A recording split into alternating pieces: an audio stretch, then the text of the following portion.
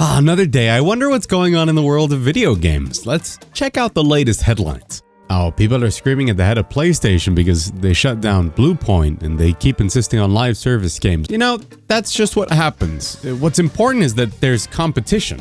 And, you know, competition breeds excellence. And I think Xbox can still do something pretty interesting, right, Xbox? Phil Spencer is gone, and so is Sarah Bond. I mean, hey, sometimes change is really good. Oh, wait, the new person, Asha, they come from Microsoft AI?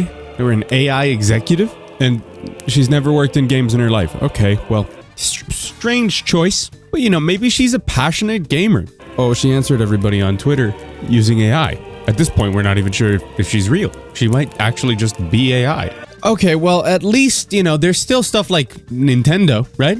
Oh, who am I kidding, Nintendo? I can't look at you the same. You keep raising prices and you keep putting out less games and you put out Metroid Prime 4. You overpriced and underdelivered, Nintendo. But you know what? It's fine because there's alternatives out there. I mean, most people can just go and buy a Steam Deck instead, right? Oh, the Steam Deck is sold out. Well, that's fine. You know, Steam Deck isn't the only alternative on the market. Linux-based operating systems are the future. They're going to definitely dominate the market, and as soon as people realize that you get better performance, better games at lower prices, like, everybody's going to switch over. It's just a matter of getting the Steam machine until that takes over the living room. What's that? Oh, delayed, huh?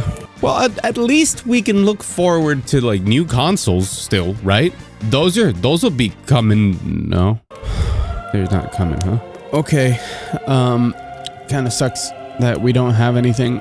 Oh, and, like, wait, why are we getting new consoles? Oh, all right, because the guy who said that water should be prioritized for AI servers instead of humans keeps saying that AI is the future and everybody's betting on that, and now components and hardware are just not a thing. You know what? I tried, but actually, maybe I didn't try hard enough. Yeah, in case you haven't noticed, the gaming industry is, I wouldn't even say collapsing. I think it's just like a free fall. They just decided to like jump off whatever cliff they could find. All of them at the same time. And I'm not here to pretend that the issues, you know, the wider problems in the world aren't pretty huge as well. But that's starting to spill over into video games quite a lot. It really does feel like the industry has been simultaneously lost and also very clear in its goal of killing the art of video games and trying to treat us, the customers, like dogs for a pretty long while. And now everything just seems to be crashing down because turns out it was always a bit of a house of cards. However, the fact that PlayStation is pissing away money, Xbox doesn't seem very clear on what they're doing, and all of the information we have regarding what's going on over there seems very not trustworthy and very confusing. Nintendo doing its own thing, and probably at this point in time, they're going to start financing themselves through Mario movies. And the ongoing AI hardware crisis, the RAMAPOCALYPSE, that is facing all of us, it's really not looking good. But somehow, and I promise this is true, I've made this promise before, and I've kept it. By the end of this video, where we're going to analyze everything that's going on and why, you're gonna feel really good about the future of video games. I know that sounds impossible, but it's true. How am I going to do that? Well, you're gonna have to wait and see, but also, hi, I'm Mug, and if you're new here, welcome, and if you're not new here, welcome back. You are looking great today. And remember that if at any point in time you like the video, hit the like button. Helps the video spread out there into the algorithm. I think people could do with a dose of both the reality and also optimism. So I'd like that. And if you like the way that I cover the industry, news, reviews, and essays, make sure to subscribe at some point. Just make sure I earn it, all right? Don't do it right off the bat. Just make sure that what I do is worth your time. But I'm gonna try really hard in this video because, like, when times are bad, we need to do everything we can to remember why video games are awesome and where the positives are. Can't ignore the negatives, but there's positives, right, Xbox? Okay, maybe not you. Never mind. Maybe just stay there. Let's get into it.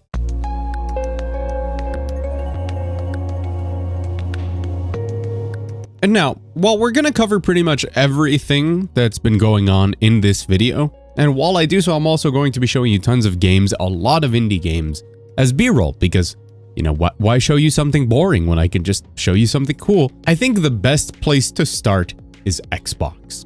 Now, longtime CEO Phil Spencer has retired from his position, with certain rumors and certain people implying that he didn't choose to retire, if you catch my drift, has left the building alongside Xbox president and heir apparent to the throne, Sarah Bond, with the reins of Microsoft's gaming division now in the hands of newcomer Asha Sharma, or for short, Ash. We have AI coffee every other Sunday, so I get to call her Ash. Ash is an executive from the AI division at Microsoft, so that's a bad sign. But a shakeup of this magnitude really does have deeper changes than just the new CEO doesn't look like a good fit. Just to get through everything regarding Ash, though, she put out a series of very interesting tweets that did not sound like a human had written them, which makes a lot of sense for somebody who is an AI executive. Even people over at IGN called her out on this in an article, which she then replied to,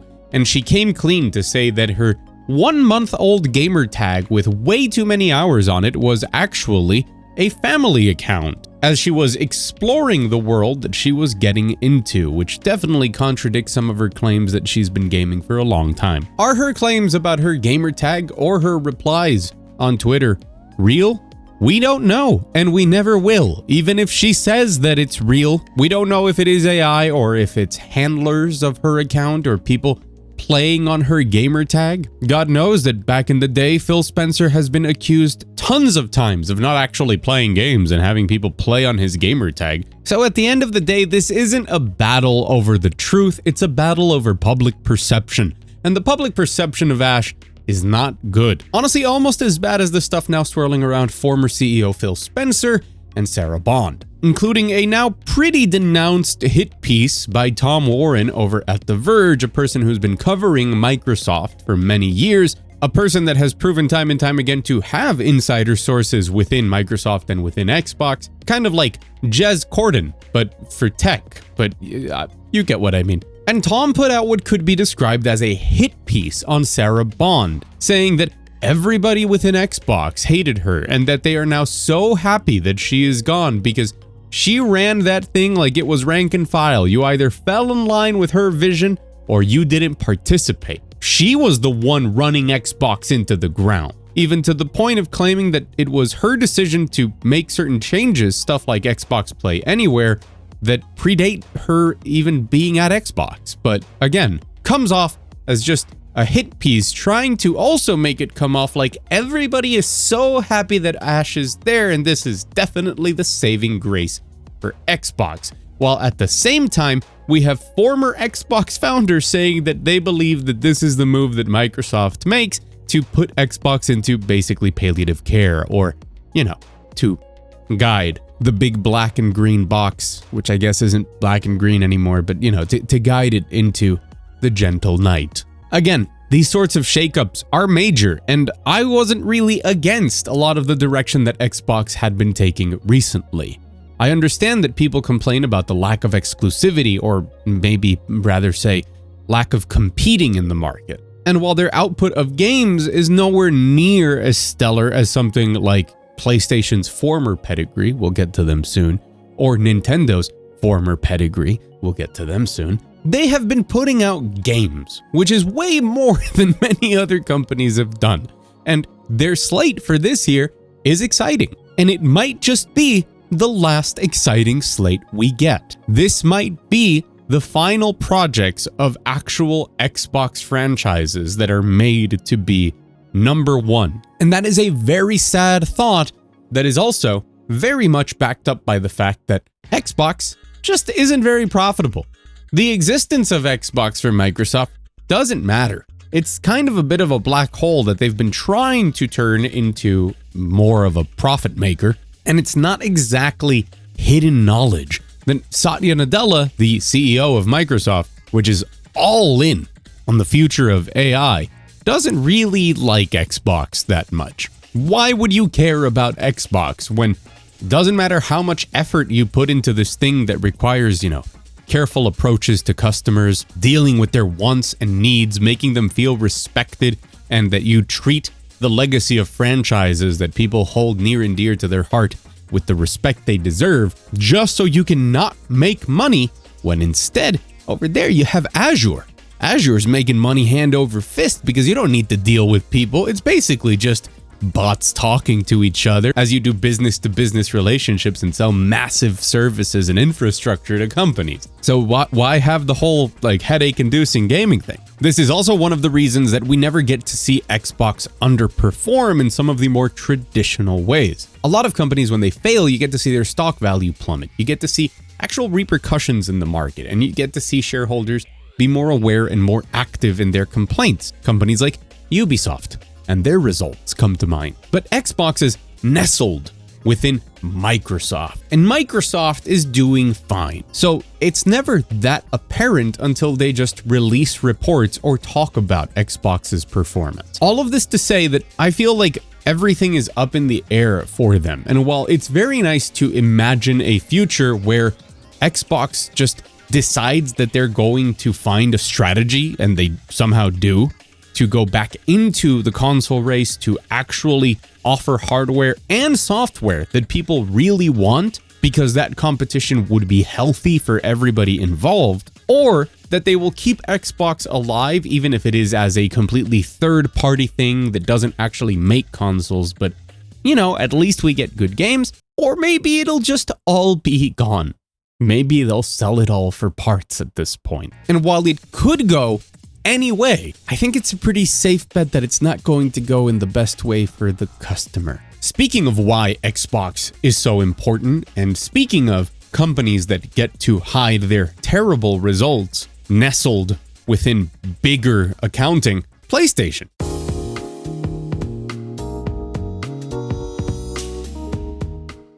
Now, I already made a video titled "You Don't Hate PlayStation Enough," because you probably don't, talking about all of the terrible decisions that PlayStation has made throughout the entirety of the PS5 generation. And not just viewing it as a customer. I believe that even viewing it from a financial perspective, even the perspective of a potential shareholder in Sony, would look at the results and what PlayStation has been doing with their money and say that it's gross mismanagement. But because PlayStation has established itself as the dominating console, and that makes a lot of money as a console manufacturer and as a service provider that gets a cut of everything that gets played and paid on PlayStation, they are doing financially great. But when it comes to a lot of the identity of PlayStation Studios, which exist and employ thousands of people, the output that PlayStation has had has not been good. Don't misunderstand me. I'm not saying that when we get a game from them that it's not a banger. Plenty of people love Ghost of Yotei. For me, it was a little bit too much of just the same thing from before, but I am very excited for Saros because I love Housemarque, and I would probably say that whatever the new God of War is will be excellent, hopefully. But when you compare what they've put out versus the amount of studios that they've had working on live service games that have then been canceled, it is mind-boggling. So many studios have been put into positions where they are pushed ever so slightly into working on live service games that then get canceled. And the biggest problem with spending hundreds of millions of dollars, thousands upon thousands of people's days on this earth, making live service games that get canceled, is that there is no way for the impact of that to be felt from the market. When a bad game comes out that we don't want, that treats us poorly, normally we just don't buy it, we complain about it, we make videos on it, and the general reputation of the company is soured, and then we say, hey, please make more of the thing we like. But if those games are never released, like the ridiculous number of games that PlayStation has produced and then not released, we can't inform them. They never came out. So they can still pretend, they can still be blissfully ignorant and believe that they are chasing the golden goose of live service games because it's the winning strategy. Because if you never put the games out, they can never flop. Figured out the system, it seems. You would think then that it would at least have a repercussion on the company itself. And firstly, Sony's pretty big, not Microsoft big, but they don't just make games. However, PlayStation is the major breadwinner for Sony, unlike Xbox for Microsoft. PlayStation accounts for over 36% of the business that Sony does. Their games and services division is their most important division. It's very funny to consider that back when they were making the PS2, they didn't believe that this was going to be a profitable thing for them as a company, and look how that ended up. And while they do have other businesses, their music publishing is huge. They are the largest manufacturer of image sensors, so most cameras use Sony. And of course, they have their movies, Sony Pictures and all of that. PlayStation is at the center of this, so you would think that a huge mismanagement of PlayStation would be felt in their overall stock price and something that shareholders would immediately take note of. But the truth is that all of the losses that they produce by having studios work tirelessly on games that never release is covered by the fact that the PlayStation 5 is as successful as it is. Why? Hard to pinpoint. At some point, it just feels like an Apple sort of thing, right? Like everybody just decided this was the one for one reason or another. Whether they got entrenched with the PS4 because the PS3 historically didn't do great, or because the PS5 just seemed more attractive than whatever Xbox was putting out. But the truth is that for anybody who went with PlayStation because their favorite franchises were there, they haven't really gotten much of that during the PS5 generation. But still, it keeps selling like hotcakes. Not as well as it could, definitely, because we're seeing the growth in the market of things like the Switch, of handheld PCs, and of course the PC market being the one that grows the most year over year. But it sells enough to not raise any questions about the mismanagement going on inside. Unfortunately, that costs us as customers because it leads to less games, worse games, and also if that is one of your incentives to choose PlayStation, or it was, you're not getting that from them. And that's all without even beginning to speak about the opportunity cost of how many great things can be done with the talent that Sony has. Instead, we have to watch as they continue to shut down studios like Bluepoint, and then we have to hear reports that Bluepoint wanted to make a live service God of War game after working support on Ragnarok, which all of this is speculation. But if Bluepoint were the ones to pitch a live service game, it's probably because the games that were being greenlit at every other studio were live services because Sony was pushing for it. So hey, do you want to keep your job and make a video game? Probably you should propose one that you know they're gonna like. The sad thing is that even if everybody became aware of just how bad PlayStation has it, just how terribly it's being run into the ground today, there's no real way to punish them in the market. The stock is stable, people keep buying PlayStations, and unless you switch to PC, is anybody really gonna buy an Xbox? Especially right now. Not saying that the Xbox consoles are bad necessarily, but why buy an Xbox and not a PC? You get all the games anyways, right? And that's a blow that Xbox dealt to themselves. I don't have an answer to the problem of PlayStation not having real competition, besides making affordable PC alternatives that can live in the living room as technology evolves. Which is of course where what many of us thought was potentially going to be the savior comes in, the Steam machine.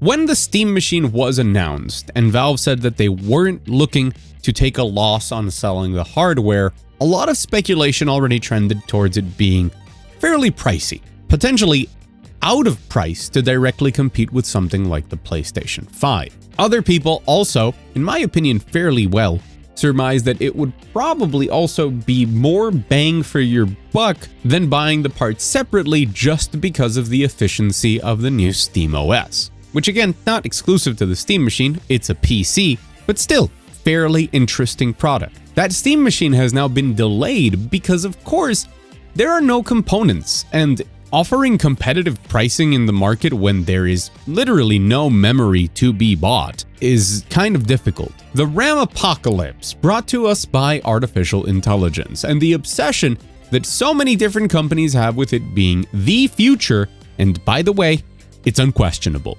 Companies like Microsoft, Nvidia, and OpenAI have led the charge into the world of artificial intelligence, where anything regarding technology should be dedicated to AI. What's that about local computing? What's that about having actual capable hardware in your hands that can do things?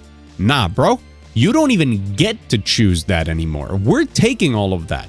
Please use AI, thank you. The constant war over the development of artificial intelligence and just how much it's occupying the general market and taking up resources has led to a scarcity that does not allow for the production of a lot of video game hardware, not to mention just general tech, as even phones are going to be affected next year. You heard that right. Phones releasing in 2026 will have half the RAM of their same models in 2025, except they will probably cost more somehow. The impact of the RAM apocalypse runs deep, but when it comes to gaming, it's pretty clear as well. Nintendo is considering raising the prices of the Switch 2 because it doesn't matter if one day it's about tariffs and the next it's about RAM. Nintendo is trying to raise the prices of not just their hardware, but all of their video games pretty much every month. And while we're at it, they're also not doing a great job with output, now starting to cash in on the trend of just re-releasing games from the previous generation that now have better frame rates on the Switch 2, which is definitely why the hardcore enthusiasts buy the Switch 2. That was sarcasm. PlayStation and Xbox have both increased the prices of their current generation consoles throughout the generation, something unprecedented until this our era of AI. And potentially that could continue to happen. We could see even more price increases for current generation consoles because this current generation is gonna be current for a while. Not only is the general economy of the world suffering, but the future of video game hardware is also in question because nobody can contest the money that's coming from companies like OpenAI and their investors. At the end of the day, we live in a free market, and the people who have memory for sale are going to sell it to the highest bidder. And it turns out that the highest bidder is AI. If Microsoft or Sony or Nintendo or Valve want to get their hands on that hardware, they need to bid higher than they currently are, and they're going to pass that price increase onto the customer. But even beyond that, it means that the possibility of developing an entirely new generation of hardware, a PlayStation 6, an Xbox Z, Xenomorph, I don't know, those are pretty much out of the question until 2028 to 2029, giving plenty of time for these companies to continue raising the price on the consoles that they currently have. Until we have a genuine technological breakthrough, which is unlikely specifically in the area of AI, or until AI crashes and burns, or at the very minimum, the crashing and burning, maybe, guaranteed, stabilizes and people realize that they're losing way too much money investing in AI. That's not me pretending, that's a fact. Go ask the OpenAI man. Go ask Samuel Alternative Man how they're doing profit-wise. The availability of the tech we need to make a next gen to push further isn't really going to be there. And when it does arrive, we will already be conditioned by things that have happened now to force pretty much everybody to go and run out and buy it on day one, because arguably the next generation will also have its price increase over time, because once these companies have managed to use any excuse, be it inflation or hardware scarcity, in order to raise their prices, they will use it again, psychologically conditioning every person out there that they should buy these things as soon as possible, and that's the best deal you can get. Something that goes counter to everything that we've known about tech and most things since forever. When things get older, they get antiquated, they are not as new, they should go down in price. Heck, we used to get redesigns and refreshes of consoles like the PS2 for reduced prices. And now we get to keep the same old huge, chunky, ugly building looking thing like the PS5, but it's just more expensive. And there is a very dangerous future that happens with that conditioning, because the excuses that they could use in the future to raise prices don't even need to be real. Again, that's how conditioning works. And all of this is happening at the same time that major AAA companies are either being bought out, in the middle of being bought out, or heading to bankruptcy and then being stripped for parts, And gamers are constantly revolting against the practices that a lot of these companies are trying to implement. With the excuse of a world of live service interconnectivity, we're seeing the games we get be less innovative, less interesting, less content complete, less polished, and more focused on extracting money from us in a way that has become exhausting to the average customer, leading to more and more people changing their preferences for other types of video games that these large companies refuse to make. Speaking of stuff like PlayStation, when they could be making single-player bangers that everybody loves and that have been proven to sell incredibly well, but of course, incredibly well is only a fraction of what you can make with a live service, even if apparently you can make 10 of those and not even release them. But we don't talk about that. We love to talk about potential in the world of infinite revenue. And somehow, through all of that, I am here to say that I think gaming's gonna be fine. I actually think this is pretty good for gaming. I'm aware that sounds crazy, but let me explain.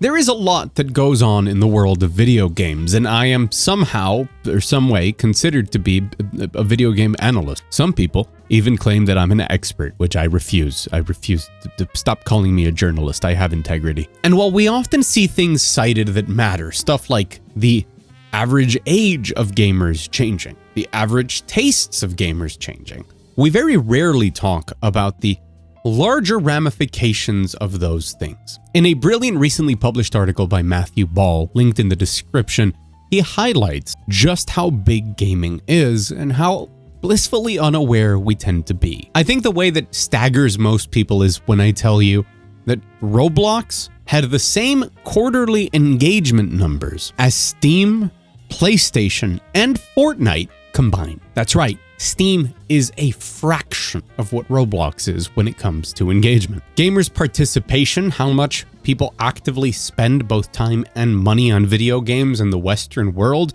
is either flat or declining at the moment.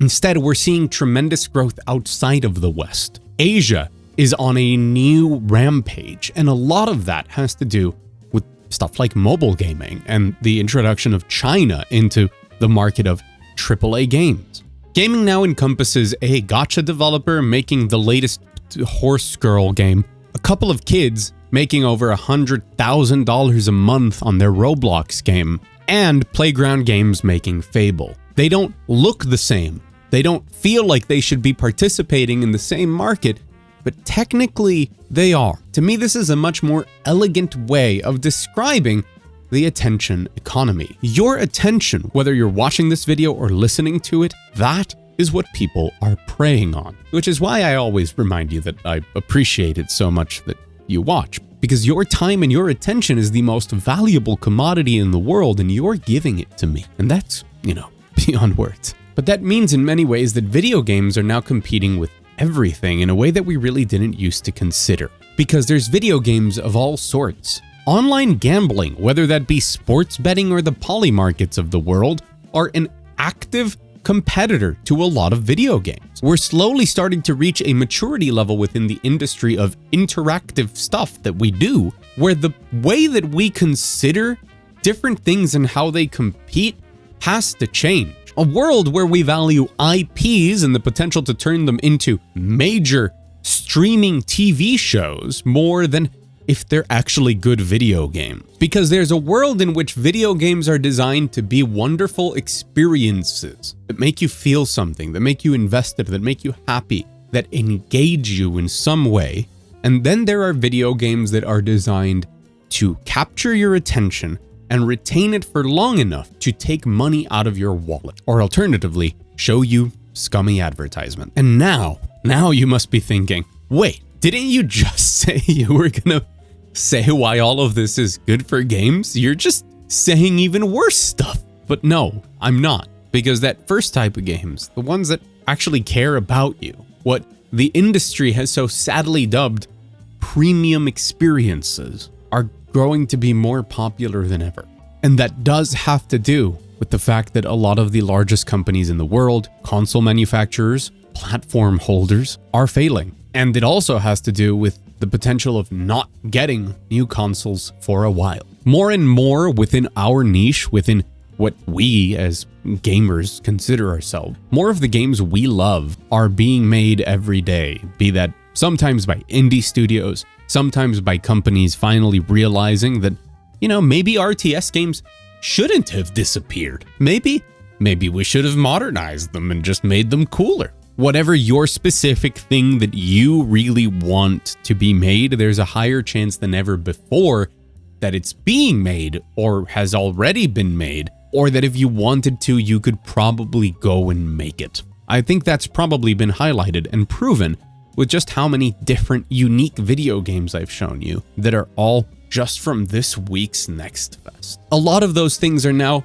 way more sustainable than they were before because there's an active effort to organize and give discoverability to these games and a more active and involved audience that is out there looking for them because they want those experiences as they keep trying to run away from the ones that are being forced down their throat. And because more and more people are looking for them, these newer studios, these people who are doing this basically out of passion, companies that aren't bloated by gigantic bureaucratic corporate distributions of hierarchy, these bloated unnecessary organograms of companies, is that they can make games that are very specific to what they wanted to make and be sustainable, make a living, make more of them, grow and try new stuff. And as everything in gaming slowly becomes the same homogenized slop of live service shit, more people are consistently trying to innovate,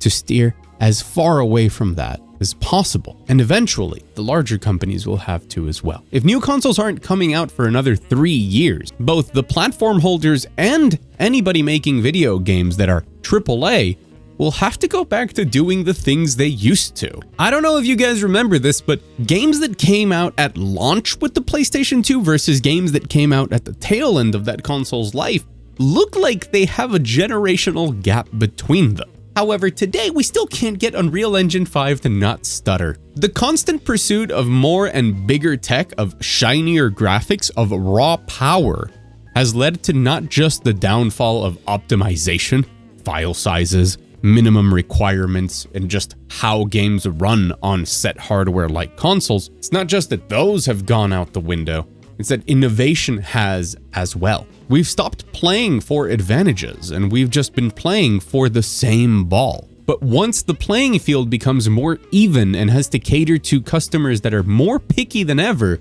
innovation has to come back into the equation.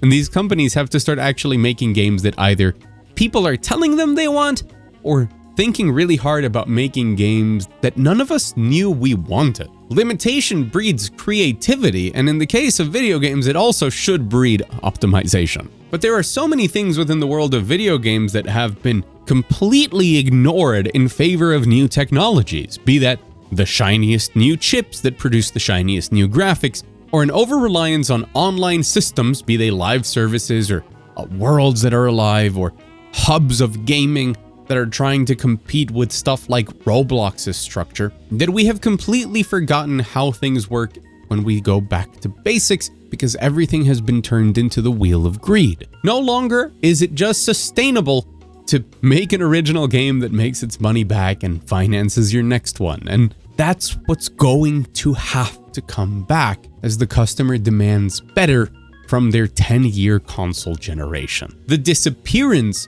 of large companies, the potential exit of Xbox, the potential of, PlayStation shutting down all of their studios, the potential of more optimized operating systems like SteamOS. These are all opportunities for new players to rise that understand what we need. And what we need, what we consistently ask for, and you can look at the results, you can look at the sales within our little tiny non-Roblox corner of gaming, are good fucking video games, man. So to me, that means the future is incredibly bright. We are on the right path. Good things are happening to incentivize the types of games that Not just respect customers, but truly try and do something new, something memorable, something that we'll carry with us. And that is precisely where I want to end this video. The world out there can be a scary place. And I say that in general. Doesn't matter if it's your 9 to 5 with a boss you hate or yet another AFK feeder on your deadlock game. But there is so much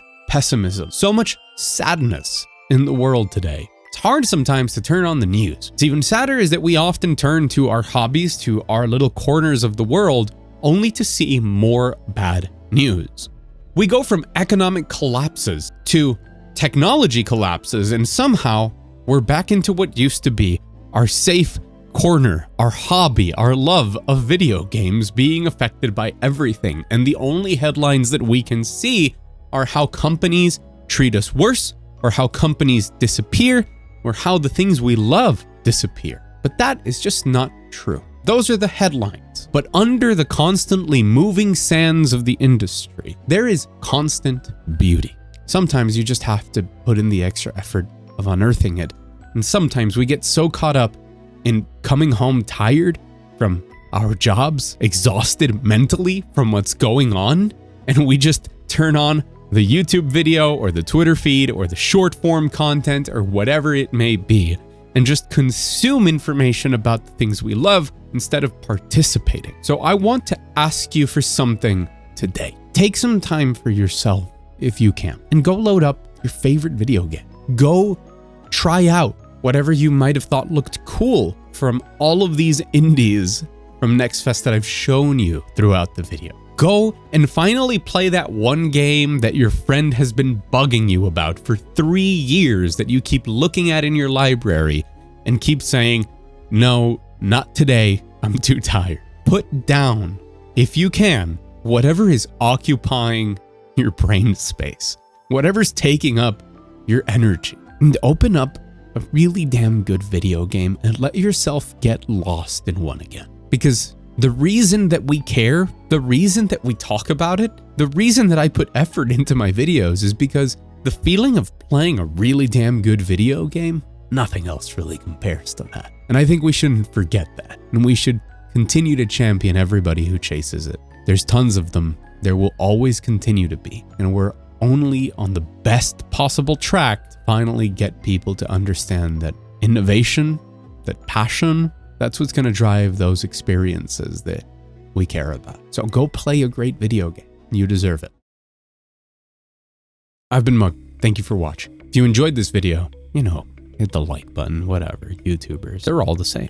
And since you're here at the end of the video, I wanted to ask you for a favor. Go and check out my socials. I have a very unhealthy relationship with short form content, so I have been forced by my friend Devante, and he's going to be handling the socials over on Instagram and TikTok. But if you want more Mugthief in like short bite-sized forms, go follow the accounts there and go look at whatever videos he's posted and just leave a comment saying, "We love you, Devante." I think he'll appreciate that. Oh, and you can follow me on Twitter if you want to. I've never said that before, but it's there, @MugthiefTV. Thank you so much for everything, truly. And extra special thanks to the people up on the wall. As always, the wall's getting huge, but these are the people that support me either on Patreon or here on YouTube as members that, no matter what the algorithm says that I should be doing or whatever rage bait I should talk about, they give me that safety net to put in the extra effort to talk about what I think is the most important. Wait an extra day or two, get my thoughts together and make something truly worthy of your time. Go out there, enjoy some video games. I'll see you again very soon.